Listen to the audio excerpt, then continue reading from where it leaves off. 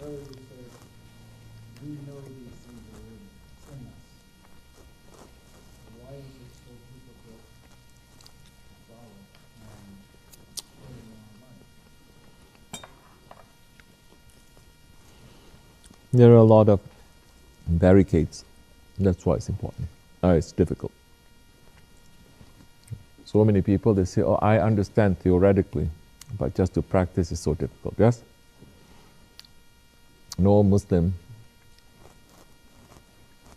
hearing the laws of Allah, hearing what is halal and haram, no Muslim is going to say, no, I disagree with that. I know it is good. Allah saying this is bad, I know it is bad. They know theoretically. But when it comes to doing it, they say, but something is pulling me to do the bad thing instead of the good thing. Why is it so difficult? There are many veils. There are many barricades in front of us. The thickest one is our ego, that disobedient creature that Allah has put in us, that we have to overcome. We have to wrestle, we have to step on it. And the prophets came to teach us, to give us the tools how to deal with this. When you do that, things will start opening up. So, you need to understand what is your nafs. How you make your nafs to be powerful. Some wise person, I think is Native American, they're saying, let's say, inside of you, it's their language is different, the images they use are different. They say, inside of you are two wolves, one good wolf, one bad wolf. They say, whichever wolf you feed is the one who's going to be strong. If you feed the good, it's going to be strong. The good is going to be stronger than the bad. If you feed the bad, it's going to be stronger than the good. This is common sense, but this is high spirituality. Now, how do you feed the good? How do you starve the bad? Fasting is when we starve our body. But fasting is not just starving our body, it's starving our nafs, you know? And it's to make a man to understand now. As Hujatul Islam and other saints, they also say, yes, it's easy to fast, not eating and not drinking, but that is the first level, that's fasting of animals. How do you fast? Meaning not take something that is forbidden and only take things that are good. How do you fast from your eyes? Do you need Ramadan to be fasting from your eyes? No, you should be doing that every day. How fasting from your ears? Fasting from your heart? No. To watch your heart. Not to let bad things to enter. Now, the problem is most people don't even know what is bad and good.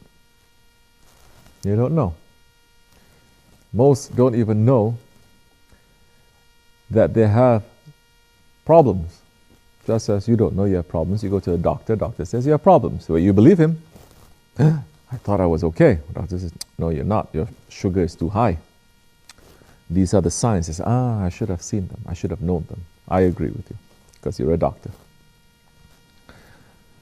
But when you deal with Tabibul Qulub, doctors of the heart, because you cannot really see it, although other people can see it, but you cannot see it, especially if you're not used to looking at yourself, judging yourself, understanding yourself, you'll not be able to see it. So many times you see people who are so angry, they cannot control it. You tell them, why are you so angry? I'm not angry, they're saying. Just like a person who is drunk.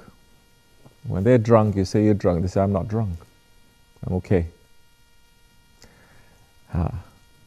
Now, it is forbidden for us to drink. Because you lose your what? Your mind. Yes? You can lose your faith. Those shaitans, they made that woman, tricked those two angels that Allah sent, Harut and Marut, into this world, through making them drunk. When she made them to become drunk, then she took their secrets. Still spinning somewhere, lost. But Shah Effendi, the awliyas are saying, the physical drinking when you're drunk, it's guaranteed. You wake up hours later, always regretting that you drink.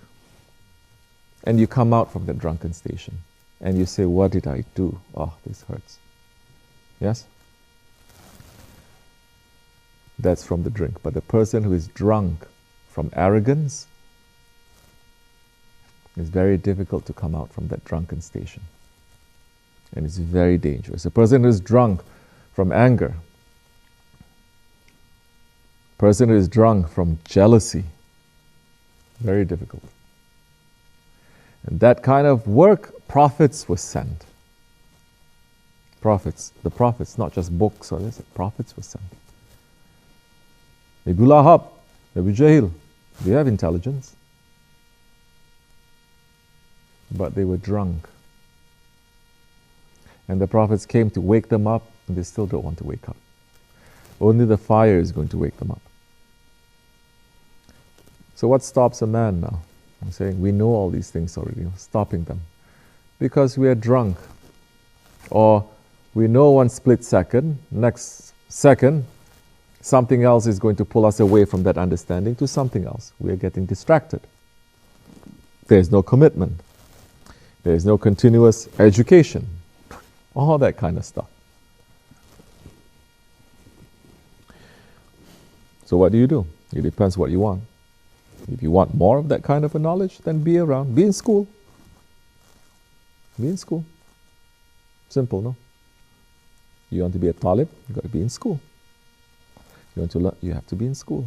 And some schools, they say you don't even have a social life. You just have to study and study and study, yes? You go to medical school, there are years now.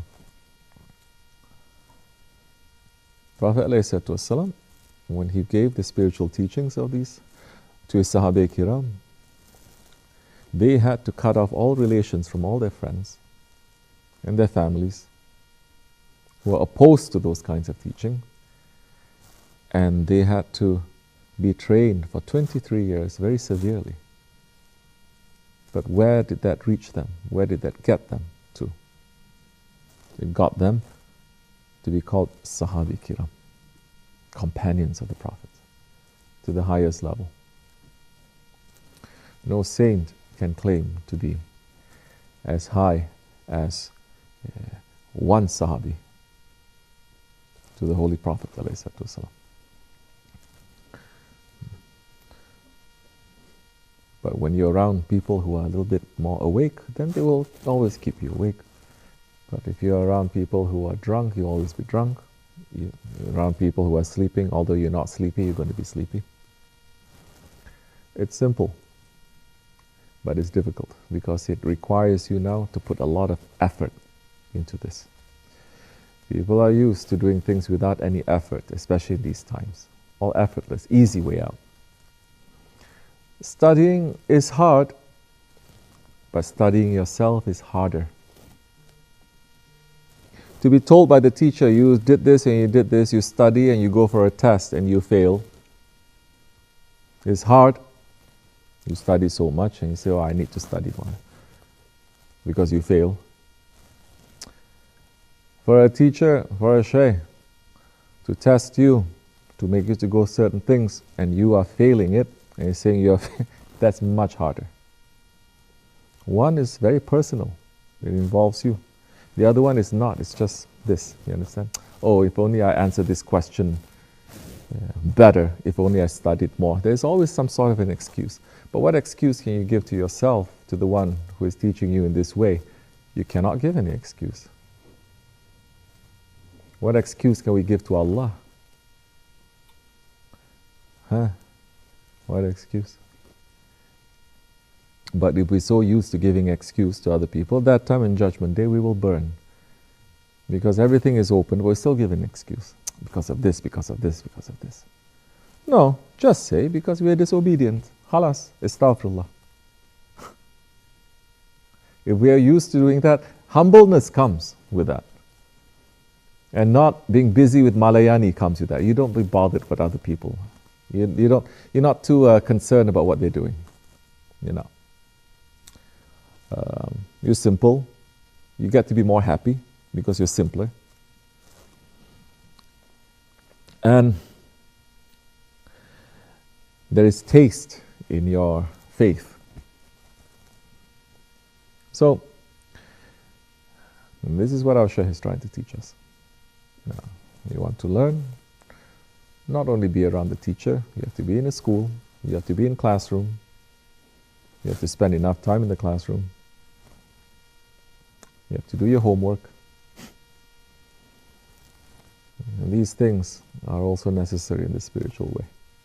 Like I said, but those ones who cannot be physically here, but their heart is so strong, that time, every opportunity they have to absorb as much as they can, they will. In fact, those ones who are not here, they want to be here, they cannot be here, they're listening to sohbats once or twice a week, they absorb more than the people who are here every day. Of course. So it all depends on what your thirst. It all depends on your passion. So, it's okay. The Shaykh is not trying to tell us you have to be perfect. It's not that. You're not saying you must not do anything. You cannot do anything. You cannot do anything wrong. You have to be. They're not. They're teaching us, look. Have a mirror. Look at yourself. These are the ways that can change. And this is how Allah wants you to look. And this is how you look. Now try to change. Now we try. Inshallah. May Allah accept it. Assalamu alaikum wa rahmatullah. Fatiha. Alright, this much is enough.